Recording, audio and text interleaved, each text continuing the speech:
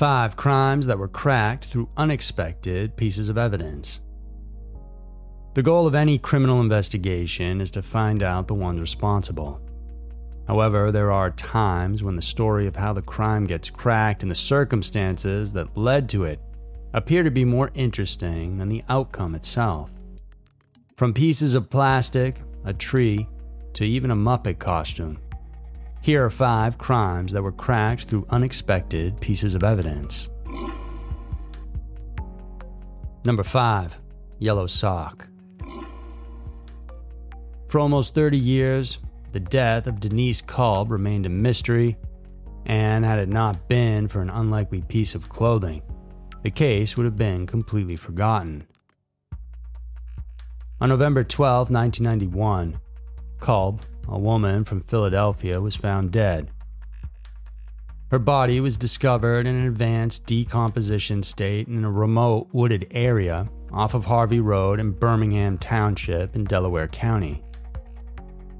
Responding Pennsylvania State Troopers found the deceased clad with a sweater underneath 2 pairs of pants, a t-shirt, and a jacket. It also baffled them to see 1 pale yellow sock on top of the body. Delaware County investigators clearly ruled her death as a homicide. Then, 3 days later, on November 15th, authorities reported having found the other matching sock to the one that was found at the crime scene in the apartment of a man named Theodore Donahue. Ted and the victim were closely acquainted. In October of that same year, Kolb had moved into Donahue's place in the Wissahickon section of Philadelphia, and then just 2 weeks later moved out. Donahue had actually been among the first individuals questioned regarding the case. He initially told investigators that he and the woman were together on October 18th when they went out to buy drugs. The man also said that they were robbed at knife point, and at this point, the woman ran to get help and never returned. According to him, that was the last time that he saw Kolb. His story fell into the cracks when it was contradicted, though, with what her family knew. A sister of the deceased said that on October 19th, she actually saw the two fighting outside of the bar where Kolb worked. Detectives really had all the reasons to suspect Donahue as the culprit in the crime. Friends who bore witness against the man told police how he had clearly and vividly described the crime scene to them. It was like he was there when it had happened, but the lack of hard evidence forced them to let him off the hook. Decades went by and still the police couldn't make one arrest. But then came 2015 when the Criminal Investigation Assessment Unit decided to reopen the case. This time, authorities utilized new photo-enhancing technology to re-examine the pieces of evidence in the case, and this included the socks. Investigators were then able to determine the connection between the 2 pieces. They found out that they were actually from the same pair, and as a result, Donahue was linked back to the case, this time as a lead suspect. In September of 2019, the man, who was then 52 years old, was arrested and charged with murder, abuse of a corpse, and tampering with evidence, among other charges. A judge ordered him to face trial, but before he could do so, the alleged killer died in November of 2020 while in detention. The cause of his death is yet to be determined. Meanwhile, Philadelphia's District Attorney's Office said that they will no longer proceed with the case and that it will be marked in the public records as closed but without a conviction. It's probably frustrating for the victim's family and friends to find out that the man won't need to face the wrath of justice. Perhaps the only consolation they had was that the truth did finally come out. Number 4. Big Bird Costume. A girl named Melissa Brannon was enjoying a Christmas party back in 1989. It was supposed to be a season of merriment, but a person with malicious intent ruined it for her and her family. On the night of December 3rd, 1989, Melissa and her mother, Tammy Brennan, were about to go home from a party they were attending at their Fairfax County apartment complex in Lorton, Virginia. But as they were leaving, the 5-year-old begged to go back in to grab some chips, and the child never came back. Terrified, Tammy immediately alerted everyone. A search party scoured the area but found no trace of the girl, and the responding police later suspected foul play, prompting an immediate investigation. They found out that the complex's groundskeeper, Caleb Hughes, also disappeared around the same time that Melissa vanished, so he was immediately tagged as a suspect in the disappearance. The next morning, as investigators came to question the man, they discovered that he had already washed all the clothes he had worn the previous night. However, they managed to recover some samples of blood, hair, and fiber from his car. What really grabbed their attention were the fibers found in the passenger seat. Apparently, the missing girl had been wearing a Big Bird costume at the party. After obtaining an identical dress, investigators compared its fibers with those found in Hughes's car, and a match was found. Detectives then surmised that the victim may have been in the suspect's car at some point during the evening of December 3rd, 1989. With this in hand, Fairfax police arrested and charged Hughes with kidnapping as a prelude to committing sexual assault. Since authorities couldn't prove the allegations that the perpetrator had killed Melissa, he couldn't be charged with murder. He was, however, found guilty of abduction in March of 1991 and then sentenced to 50 years in prison. Though many would think that this would be the end of it, Melissa's case is still considered an unsolved homicide. This is because, even to this day, she or her body has not been found. Authorities and the child's family remain hopeful that the girl with the Big Bird costume will one day return, or at the very least be found. Number 3. Bike paint. Murder is truly horrible, yet it's even more terrible when the victims are children. Vicki Hoskinson was just 8 years old when she left her home in Tucson, Arizona on September 17, 1984. She had previously asked permission from her mother, Debbie, to ride her pink bike to the nearby mailbox. It was her aunt's birthday, and she wanted to send her a birthday card. Considering the short distance of the mailbox from their house, Debbie thought that the girl would be back immediately. But after a half hour had passed, the parent became worried when Vicki still hadn't returned.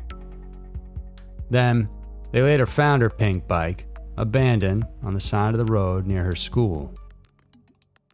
It so happened that a local gym teacher of that same school noticed a suspicious-looking sports car parked near the place, and he opted to take down the license plate number.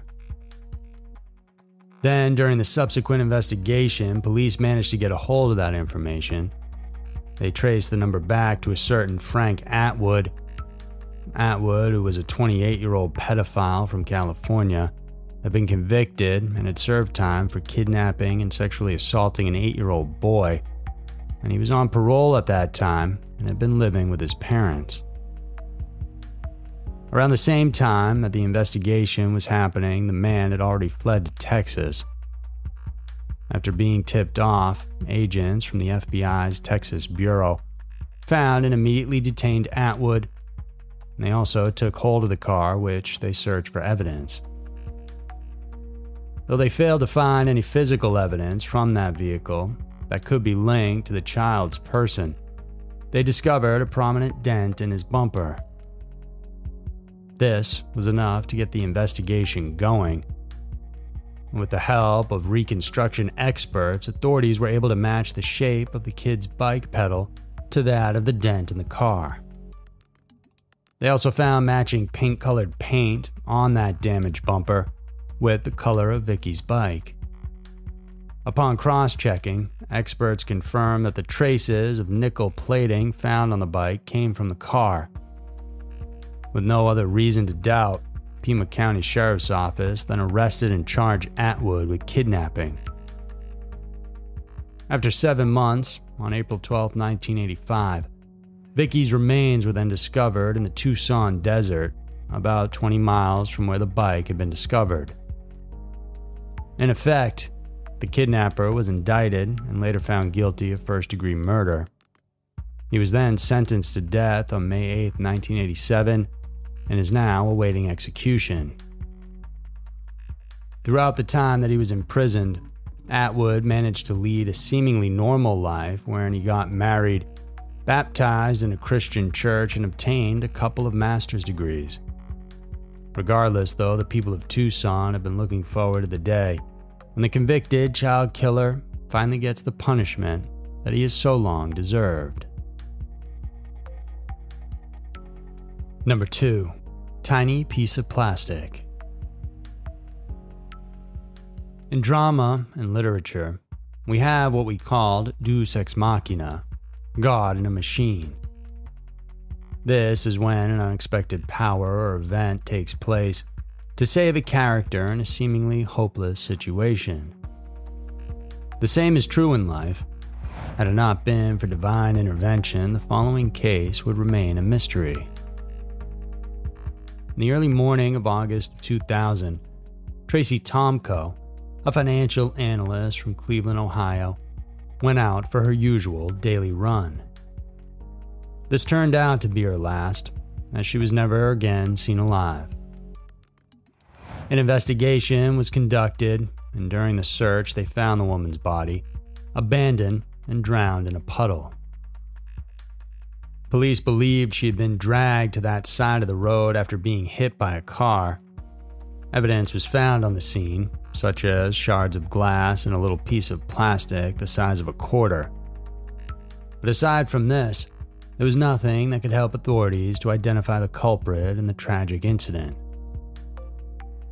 For almost a year, detectives from Akron PD tried to figure out how Tomko was killed. If there was anything that came out from their investigation, it was the initial finding indicating that the car was a 1990s Ford Tempo. Just hours after this new information was disseminated throughout the force, a traffic policeman happened to come across a Ford Tempo with a missing piece of plastic. The curious officer pulled the vehicle aside and questioned the driver. The suspect said that he went out of the state to get his windshield replaced after it had gotten broken, and it happened on the same date that Tomko was run over. The man, later to be identified as Ralph Blackwood, was immediately arrested. The 38-year-old confessed and consequently pleaded guilty to involuntary manslaughter, tampering with evidence, and a hit-and-run driving. For this, he was given a 10-year prison sentence. Considering that this happened around the time that forensic science was still not at the advanced state it is today, what the Akron police did was truly impressive. But then, we couldn't disregard the unbelievable coincidence when they bumped right into the person responsible for the accident. Now, that's something we could think of as nothing but pure luck. Number 1. Maple tree. The thing about murder is that it's nearly impossible to convict someone if the victim's body is never found. But there's always an exception to the rule. Charlotte Grabb's relationship with her husband was far from being a happily ever after. People around them knew that the two had been in a constant feud throughout their 23 years of marriage. As what their children recalled, Mr. Grabb was an abusive man who was prone to fits of anger and violence. Still, though, Charlotte remained faithful to him, and although they got divorced, they remarried a short time afterwards. Throughout this ordeal, the woman held an unwavering fear towards her spouse. During their marriage, she kept a letter in her safety deposit box saying that should anything bad happen to her, the culprit would be none other than Fred. Then in 1981, Charlotte suddenly disappeared from their home in Marshall, Illinois.